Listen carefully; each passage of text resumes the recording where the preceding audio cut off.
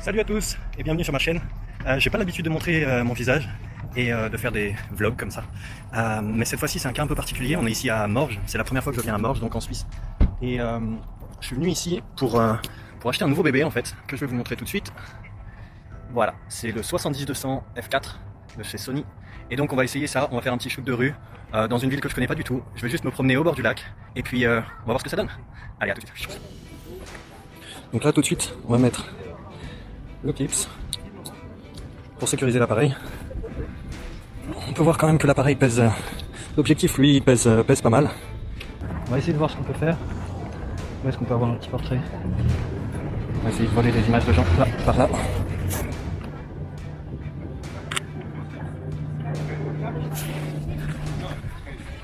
Alors l'emplacement de la caméra est peut-être pas très stratégique.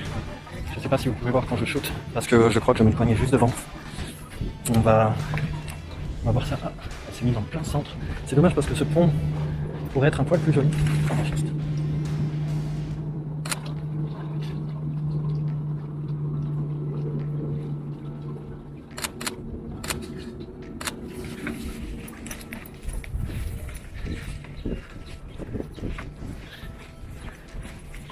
C'est très joli, c'est très mignon. Ça ressemble à Vevey, ça ressemble à Montreux un petit peu. Et tous ces lieux sont assez inspirants, les gens sont très relaxés, ils se posent au bord du lac. Regardez, il y a deux jeunes filles là, on va voir ce qu'on peut faire. Ok. Je suis vraiment pas sûr pour l'emplacement de la caméra, je pense qu'elle est un petit peu basse pour voir ma main et pour voir l'écran.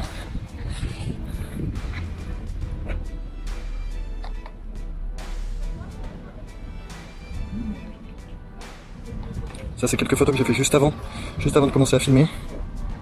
Hop. On va se mettre comme ça. Non, là on voit rien du tout. C'est compliqué. Compliqué d'être youtubeur. J'ai fait quelques tests juste avant de commencer à filmer. Et puis on va voir ce que ça donne là tout de suite. Alors, on va essayer de s'activer un petit peu parce que le soleil est en train de descendre. Je suis en train de filmer cette vidéo sur le Osmo Pocket, première génération. Donc c'est une caméra que j'ai depuis que j'ai acheté en 2018 à peu près à la sortie. À l'époque c'était pour mon départ au Sahara. Et je l'ai beaucoup utilisé depuis, j'ai beaucoup filmé, mais vous n'avez pas vu beaucoup de ces vidéos. Parce que c'est beaucoup de vidéos que j'ai pas éditées en fait. Et bizarrement, les vidéos de ce petit joujou sont plus lourdes en général que celles du Sony. Une histoire de compression et de codec je veux dire. Une histoire de codec. On va voir ce qu'on peut faire dans ce sport, on va voir si on peut faire quelque chose. Hop. Ah, effectivement, il y a des choses sympas.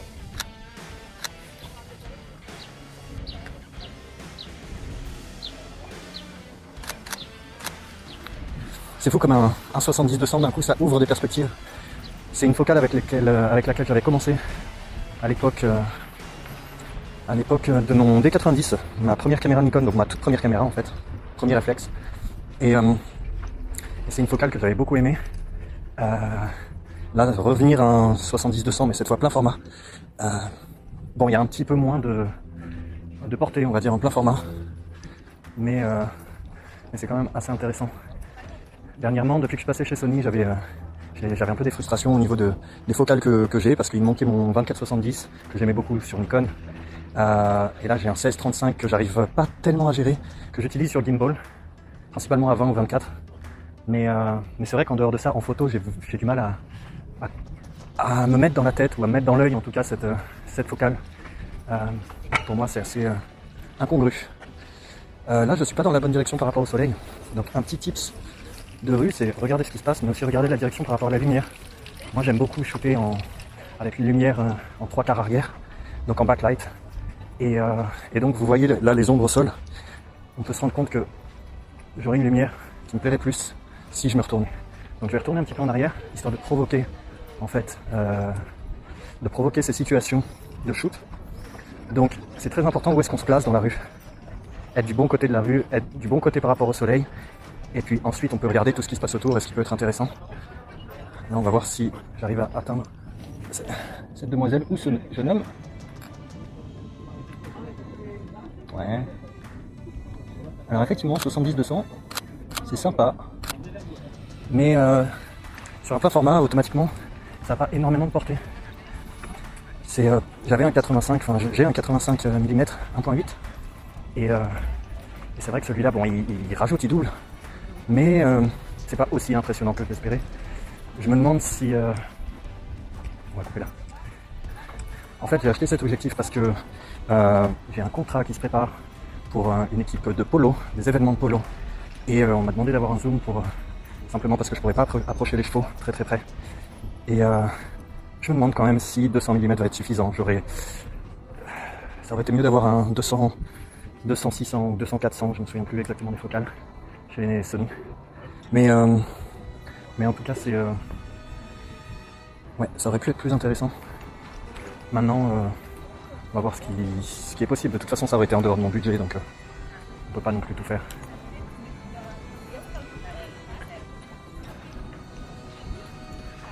Là, on a un éclairage typique 3/4 avant. Donc là, c'est de type Rembrandt, on va dire, le fameux triangle de lumière. J'aime beaucoup cet homme là-bas. Il a une dégaine. Alors moi, je suis pas mal... je me promène et puis je regarde vraiment ce qui peut m'intéresser. Les personnages, les attitudes. Des fois, un échange de regards me donne l'impression que je pourrais prendre une photo. J'évite de demander à l'avance simplement parce que ça changerait complètement l'attitude du sujet. Mais souvent, je me fais quand même repérer. Alors là, on va voir si avec le 70-200, je me fais un petit peu moins repérer. C'est vrai que j'ai une portée supplémentaire qui me permet de m'isoler un petit peu. Mais l'objectif étant blanc, on peut pas trop le rater. C'est un petit peu intrusif. Donc voilà. On va voir ce qui se passe dans ces rues. Alors c'est aussi la première fois que je shoot sur l'Osmo Pocket comme ça. Donc là, on va faire un test aussi de cet accessoire. Je vous montrerai peut-être après. C'est un espèce de strap qui se met sur les bretelles du sac à dos et qui me permet de maintenir l'Osmo Pocket en place. Là, il y a une petite scène intéressante. Ça fait au moins 4 fois que je photographie ce ponton, mais j'aime bien la scène justement.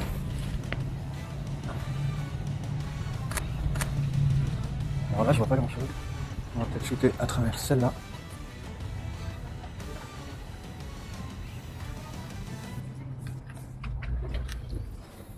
J'ai pas réussi à la voir.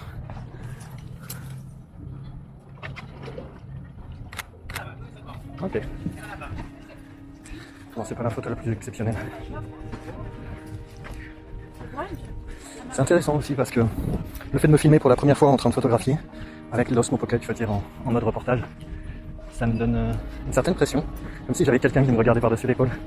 Donc si je veux continuer, si je veux faire plus de vlogs, si je veux me filmer aussi avec le Sony, si je veux vous raconter un petit peu des histoires, ou vous raconter mon parcours, ou vous raconter ce qui se passe autour de moi, il va falloir que je m'habitue. Et j'ai aussi une grande indécision qui m'a bloqué un peu jusque-là, c'est de me demander si je devais faire ces vlogs en français ou en anglais. J'essaye de faire une chaîne principalement internationale, donc je vise plutôt l'anglais. C'est aussi parce que ces dernières années j'ai parlé plus l'anglais que le français, et donc je suis plus à l'aise maintenant, et je pense souvent en anglais. Donc vous allez voir que parfois j'oublie des mots, ou je me perds un petit peu dans ce que je dis, c'est souvent parce que je pense soit en anglais soit en espagnol en fait.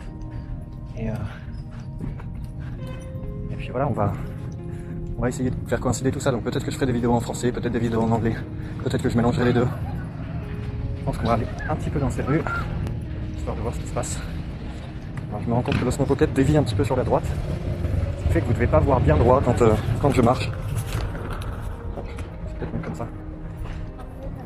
J'essaye quand même de ne pas changer ma démarche et de ne pas changer ma position d'épaule parce que si je commence à avoir l'épaule bloquée comme ça, c'est peut-être mieux pour vous, mais je vais très vite avoir mal au dos. Là c'est assez joli, mais la lumière n'est pas forcément idéale, là tout de suite. Mais il y a quelque chose que j'aime bien sur cette... On va voir. Je suis pas encore habitué à cette focale de 70, donc... On va dire... Hop, 70. Ah, j'ai presque toute la scène qui rentre. Sinon, on va prendre juste le flag.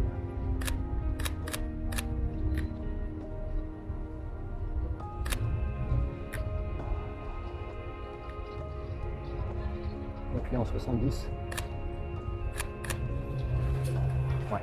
Je suis pas super fan de cette photo. On verra bien ce que ça donne. En post-traitement. On va essayer de pas se faire écraser. Alors effectivement, on m'avait dit que le vlog était quelque chose d'assez thérapeutique. Moi je trouve ça assez intéressant d'être là dans la rue et puis de vous parler. Ah, il y a un joli plan de drone là, sur une banque.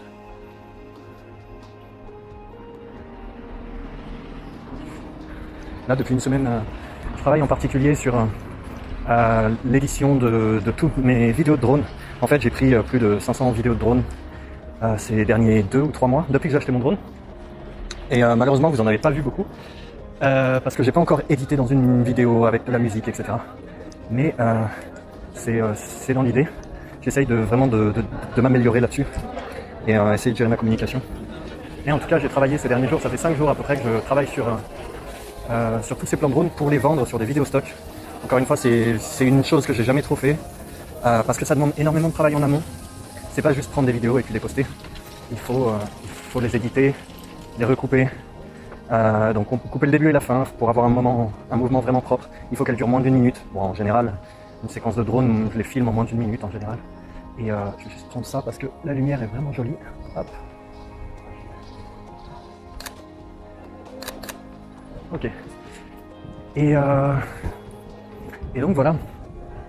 Essayer d'éditer tout ça. Donc j'ai fait plus de 300 et quelques clips. 400 clips je crois. Que j'ai recoupé, édité, enfin sélectionné, recoupé, édité. Rajouter un petit peu de contraste et un peu de couleur. Pas des masses parce qu'il faut que ça reste quand même assez flat pour être utilisable et adaptable à tous les montages. Mais voilà, je me suis fait plaisir. Enfin plaisir, c'est pas forcément le mot. Je dois avouer que éditer ces 500 clips, puis ensuite les exporter, puis les envoyer sur la page internet de Blackbox, ça a été du travail. Mais ouais, on va voir ce que ça va donner. Alors là, on a une super lumière sur l'église. C'est vraiment joli. On pourrait faire... Il faudra un sujet en premier plan avec l'église dans le fond. On va prendre ce bébé, cette maman avec le bébé. Hop.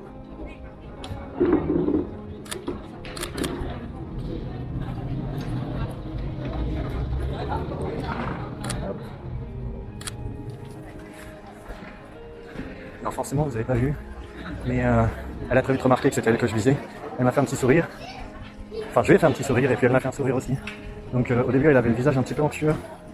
Et le fait de lui faire un sourire et je pense aussi le fait d'avoir une certaine distance. Parce qu'avec le 66-200, on peut se permettre une certaine distance. Et ça laisse l'intimité à la personne. Et on voit la différence par rapport à quelqu'un qu'on approche au 35 mm ou encore plus au 24. Et donc la réaction des gens, en général, il y a une certaine froideur au début, une certaine anxiété. Mais pourquoi une photographie? Qu'est-ce qu'il fait? Et puis ensuite, ils réalisent, en leur faisant un petit sourire, on peut très facilement débloquer la situation. Et puis leur faire se rendre compte que c'est pas grave, c'est juste une jolie scène. Ça arrive qu'ils demandent à voir, ça arrive que je leur montre aussi spontanément. Ça dépend du moment, ça dépend de l'intention. Je me sens moins intrusif avec les gens, moins au contact. Et je pense qu'eux, ils le sentent aussi. J'ai l'impression que les réactions sont beaucoup plus saines. Alors après, c'est peut-être qu'ici, les gens se détendent aussi. Mais c'est vrai que dernièrement, c'est quelque chose auquel j'ai dû faire face. Ce ressenti de déranger les gens. J'aime vraiment pas déranger. Et, il y a quelque chose qui se passe. Hop.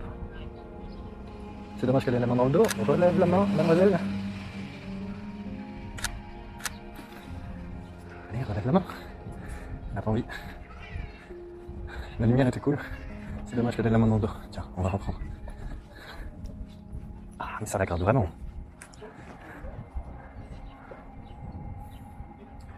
Allez hop, on va se remettre comme ça. Enlève la main du dos. Ok, super. Je pense qu'au niveau couleur, au niveau lumière, on est pas mal. Je vais voir comment je vais faire pour ne pas avoir de reflets. Là, est-ce que la mise au point se fait? C'est pas mal. J'aime bien le rendu, j'aime beaucoup le rendu de cet objectif en fait. Après, il faut se rappeler que l'écran Sony a une spécificité, c'est que quand on augmente la lumière, pour le voir simplement en extérieur, comme je viens de le faire, donc j'ai augmenté la luminosité sur l'écran jusqu'à, je crois que là il est à 2, plus 2, ouais, plus 2. Et en fait, quand on augmente la luminosité, automatiquement, il nous affiche des blancs cramés, alors qu'ils ne le sont pas. Donc ça, on peut le voir avec les zébras. Alors là, on a 2-3 canards, on va pouvoir faire des shoots d'animaux. Alors, j'ai pas mis ma mise au point sur les yeux pour les animaux, mais on doit pouvoir avoir quelque chose de sympa.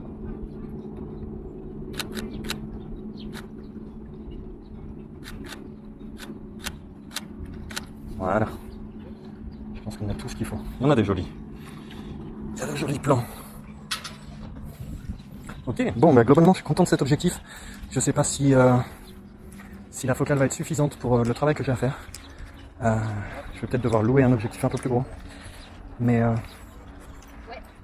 tout cas, je pense que c'est un bon investissement, même si l'encombrement va vite me déranger dans le sac à dos. Vous voyez, c'est que au niveau du poids aussi, tiens, c'est joli, il y a le reflet du logo Alpha. Au niveau du poids, c'est quand même imposant. Maintenant, franchement, c'est jouable. Je pense que le 2.8 fait au moins le double. Là, un F4, c'est tout à fait jouable. Par contre, l'encombrement dans le sac à dos, même sans le pare-soleil, c'est quand même beaucoup moins. Le pare-soleil prend beaucoup d'espace. Mais voilà, on le replie par-dessus de toute façon. Mais ouais, c'est quand même une belle bête.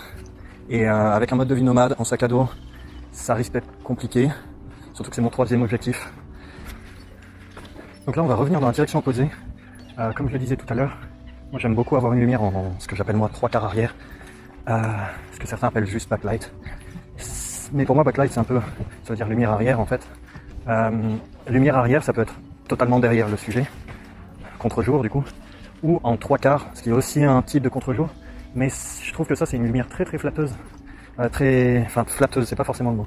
C'est une lumière très dramatique. Et j'aime beaucoup parce que ça fait des contrastes assez intéressants sur les visages, sur les choses. On peut vraiment détacher le sujet en ayant ce qu'on appelle une air light, donc une lumière dans les cheveux en fait, qui va détourer le sujet. Là, si on regarde par exemple devant nous, là il commence à tourner, donc là il se retrouve avec un side lighting, donc une lumière sur le côté qui est très rasante parce que là maintenant on arrive au coucher du soleil. On va voir ce qu'on peut faire sur le lac. Donc là on est revenu sur la petite terrasse au bord du lac. On va se promener, il y a un petit peu plus de monde, la lumière un peu plus basse, un peu plus rasante. On va voir, ça c'est joli, les petits moineaux sur la fontaine. On va voir ce qu'on peut trouver. Un petit couple sur un banc, tout ça. Alors j'ai toujours un petit peu de mal à shooter les gens en face. Mais justement, je pense qu'avec le 70-200, ça me permet de mettre un peu de distance avec le sujet. Et donc d'avoir un petit peu moins honte, un peu moins de vergüenza, des shame, oui honte, mais un petit peu moins d'appréhension. Appréhension, c'est un bon mot. Là, il y a un enfant qui me regarde. Je pense qu'il a un contact. L'enfant avec les bulles, ça peut être super intéressant. On va voir ce qu'on obtient. Hop, il vient vers maman. Je l'ai perdu, il s'est caché.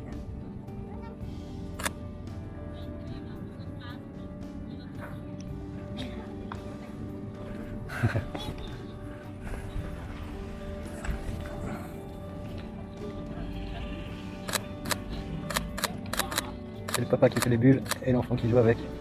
Super.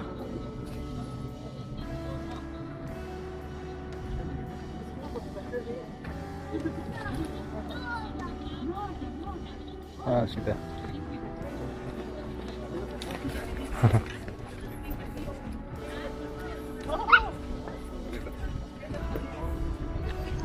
Bonjour.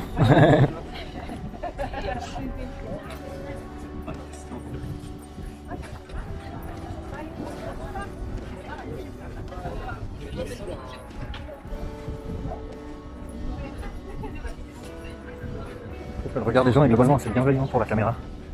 On a beaucoup de sourires, beaucoup de...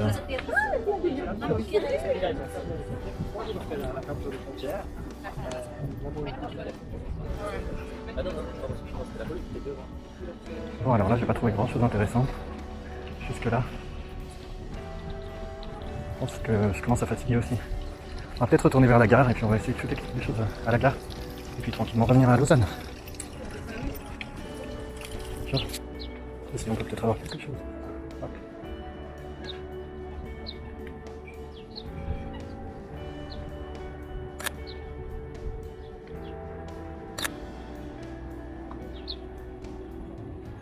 Quelque chose d'assez dramatique avec le drapeau suisse en fond. On va voir ce que ça donne. Ouais, je pense qu'il y a de quoi faire. C'est pas vraiment un drapeau suisse, c'est un drapeau maritime aux couleurs suisses. Mais il est assez différent. Je sais pas si depuis le début je parle assez fort, si on m'entend bien, s'il n'y a pas trop de vent. Comme je disais, c'est un setup que j'ai jamais utilisé encore. Et on va voir ce que ça donne, peut-être que ça me donnera un petit peu plus confiance pour l'utiliser à l'avenir. Je suis assez content de la photo des canards tout à l'heure, enfin du canard. Et quelque chose d'intéressant. Il y a beaucoup de visages intéressants, mais j'ai du mal vraiment à les shooter comme ça en face à face. C'est marrant parce que pour moi c'est un petit peu le plus grand challenge maintenant. Et je pense que c'est marrant parce que pour moi c'est un petit peu le plus grand challenge en ce moment. C'est quelque chose qui a grandi en moi. C'était pas forcément le cas au début de la découverte de la photo. Et maintenant, ouais, je commence à avoir vraiment du mal à pointer l'objectif vers les gens directement. Et je pense que ça fait partie aussi de ça, d'avoir utilisé beaucoup de grands angles depuis que je suis passé surtout chez Sony. D'avoir beaucoup utilisé le grand angle et très peu de zoom. Et en fait, c'est vrai que ça m'obligeait à être très proche des sujets. Et puis le changement de pays aussi, le changement de culture. Ça, j'ai remarqué depuis l'Asie en fait. En Asie, les gens étaient très réceptifs aux photos, au contraire, ils adoraient ça même. Ils étaient enjoués, ils me demandaient à chaque fois de les prendre en photo. Et puis en fait, depuis le retour en Europe, je trouve ça très froid, beaucoup de jugement. Et en fait, c'est moi. Comment dire, moi j'ai beaucoup d'appréhension à pointer ma caméra vers les gens. Et ouais, parce que je me mets à leur place, je me mets facilement à leur place et je me dis comment ils doivent se sentir. Ils doivent se sentir observés, ils doivent se sentir espionnés.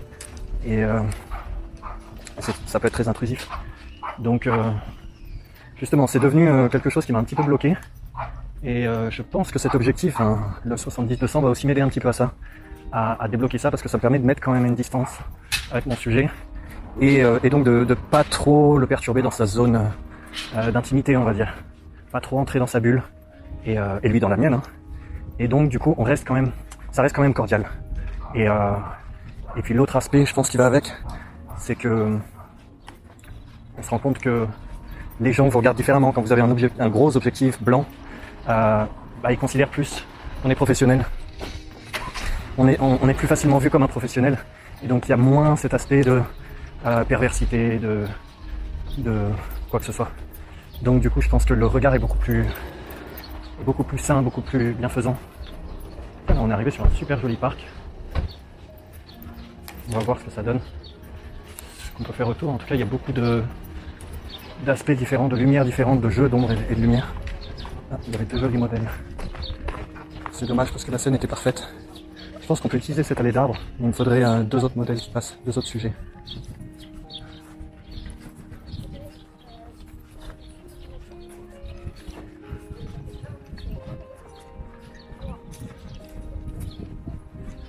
Il y a une demoiselle qui pleure au téléphone.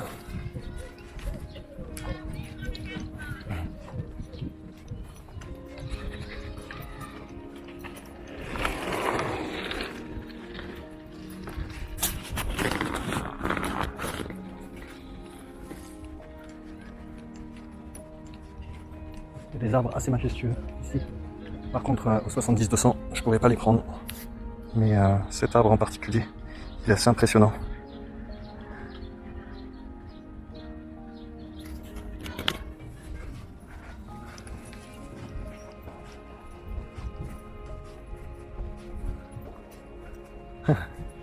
Une jeune femme qui est juste dans l'herbe avec une super airlight. Je sais pas si vous pouvez la voir, elle est assez loin. Par contre, elle va être de dos si je veux la voir en backlight. Non, je pense que j'aurai pas ce qu'il faut. On va voir. Oh, peut-être comme ça. Elle m'a vu. Là, pourtant, j'avais une belle... Non, j'ai pas la lumière parfaite.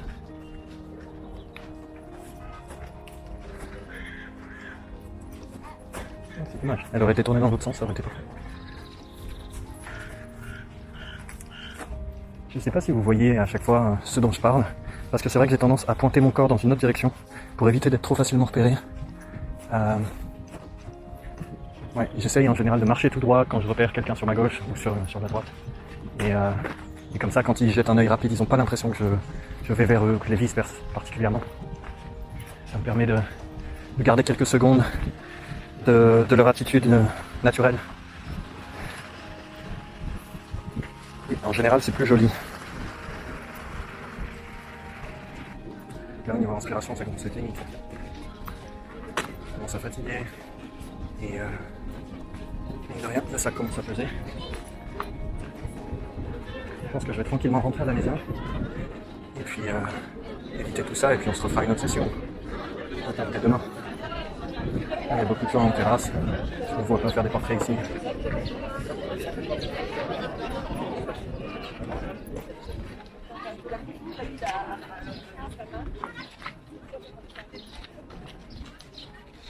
Un gang d'enfants.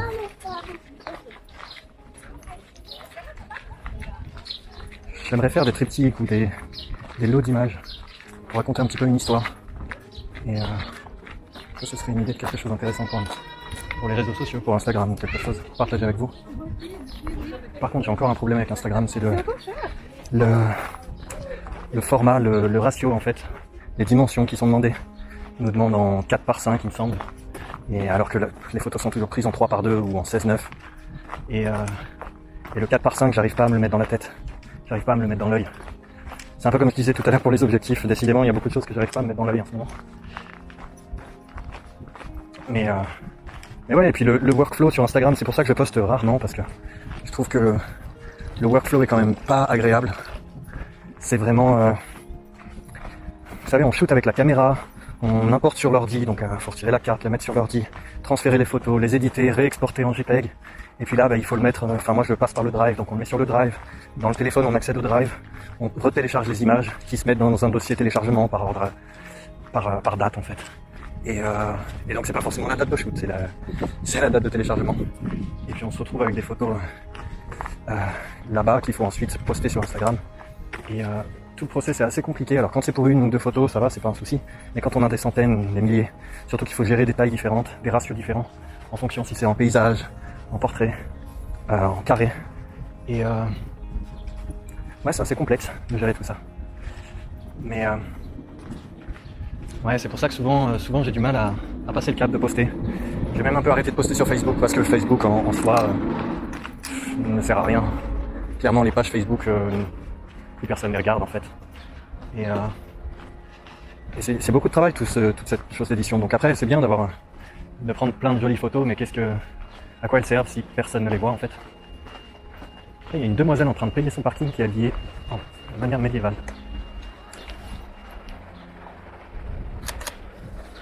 Je vais aller voir si je peux leur prendre une photo, je pense qu'ils seront d'accord parce que je trouve ça assez cool.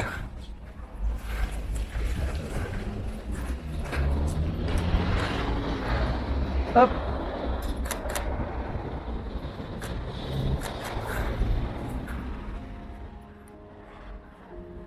Bonjour, ne vous occupez pas de moi, hein, c'est la première fois que je vois des vikings payer leur parking, donc j'ai pris une photo si ça vous dérange pas. Non, pas de soucis. Ouais, elle est marrante. C'est cool. Merci, bonne soirée. Alors là, je remets la caméra en route parce que je viens de trouver un super spot, un super angle auquel je m'attendais pas du tout. C'est ce building juste droit devant, hop, avec le M de métro. Et donc là, vu la distance à laquelle je suis, au 70 mm, c'est juste parfait. Juste parfait. Une super composition, une super symétrie, un super contraste. Je vous montre. Est-ce qu'on voit la caméra? D'habitude, je ne fais jamais de photos d'architecture, mais là, je suis un grand fan de cette lumière. Donc, je vais juste vérifier que... Ah, j'aime beaucoup. Et cette composition, j'aime beaucoup, beaucoup. J'étais pas en train de filmer quand je suis tombé dessus, mais ouais, non, ça j'aime beaucoup. Donc du coup, autre chose qu'on peut faire avec un 70-200, de l'architecture. C'est vrai qu'en général, on dit toujours faire l'architecture. Pardon, j'ai vraiment du mal à parler. C'est vrai qu'en général, on dit toujours de faire l'architecture au grand angle. Personnellement, j'ai jamais réussi. C'est pas un truc qui me colle. En même temps, c'est pareil pour les paysages. On m'a toujours dit de faire des paysages au grand angle. Moi, j'ai tendance à faire l'inverse, à faire mes paysages avec un zoom, à faire l'architecture avec un zoom.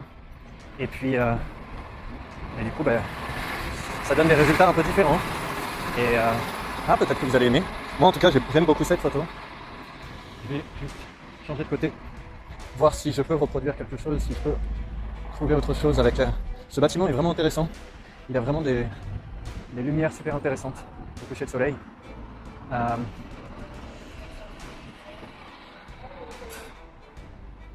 Ouais.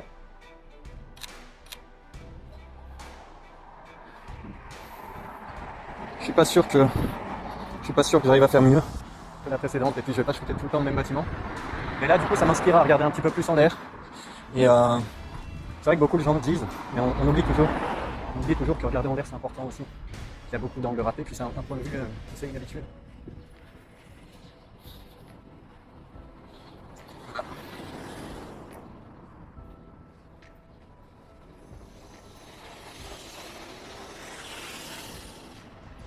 Ah, je suis très fier de cette photo. Bon bah écoutez, je pense que ce petit périple touche à sa fin. Là je suis à la gare de Morges et je vais pas tarder à rentrer vers Lausanne. Ce que je pense donc de ce petit bijou qui est là, alors sincèrement c'est assez impressionnant. C'est assez intéressant même ce qu'on peut faire avec, même sans être du portrait. Pour la photo de rue c'est super intéressant. Et puis ouais, on va voir ce que je peux faire avec. J'ai dit ça tout le long de la vidéo, je le sais, mais on va voir ce qu'on peut faire avec ce petit bijou.